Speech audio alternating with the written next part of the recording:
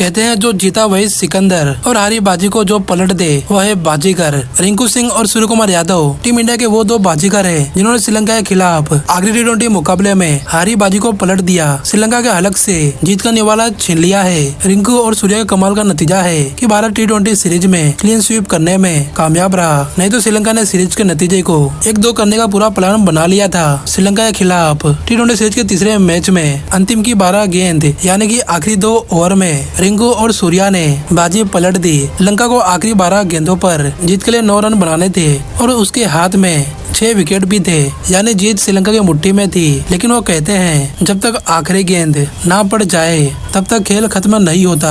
इस मैच में बिल्कुल ऐसा ही होता दिखा, लेकिन उससे भी पहले जो हुआ वो और भी हैरान करने वाला रहा। जब श्रीलंका जीत के दरवाजे पर खड़ा था, भारत के नए T20 कप्तान सूर्या ने रिंकू को गेंद थमा दी और 19वां ओवर डालने को कहा। अब इसके पीछे गंभीर का प्लान था या सूर्या का दिमाग, उसका तो पता नहीं, लेकिन मैदान पर लिया गया सूर्या का यह फैसला टीम इंडिया के लिए मास्टर स्ट्रोक साबित हुआ। परेरा जैसे मंजे हुए श्रीलंका के बल्लेबाज के सामने रिंकू ने दिलेरी से गेंद डाला। पहले गेंद पर कोई रन नहीं दिया और दूसरी गेंद पर 46 रन पर खेल रहे परेरा का विकेट गिरा। परेरा के आउट होने के बाद अगले 3 गेंदों पर रिंकू ने सिर्फ 3 रन दिए। उसके बाद 19वें ओवर की अंतिम गेंद पर उन्होंने रमेश मेंडिस को भी चलता कर दिया। इस तरह 19वें ओवर में 3 रन देकर रिंकू ने श्रीलंका के 2 विकेट निकाले। श्रीलंका की जीत की राह अभी आसान थी क्योंकि उसे आखिरी ओवर में बस 6 रन बनाने थे और हाथ में अभी 4 विकेट थे। अब टीम इंडिया के सामने सवाल यह था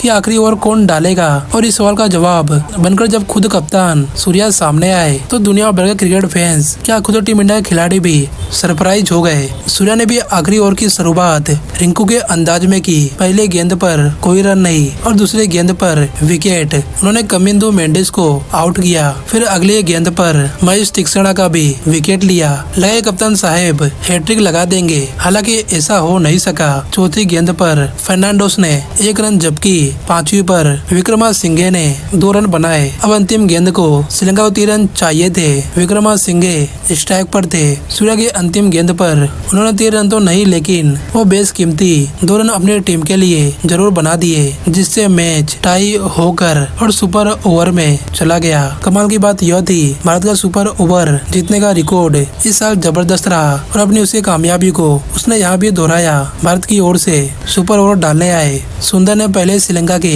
2 विकेट सिर्फ 4 गेंदों में ही गिरा दिए। उसके बाद जीत के लिए भारत को सुपर ओवर में 3 रन का लक्ष्य मिला। उसे सूर्या ने पहली गेंद पर चौका मारकर हासिल कर लिया।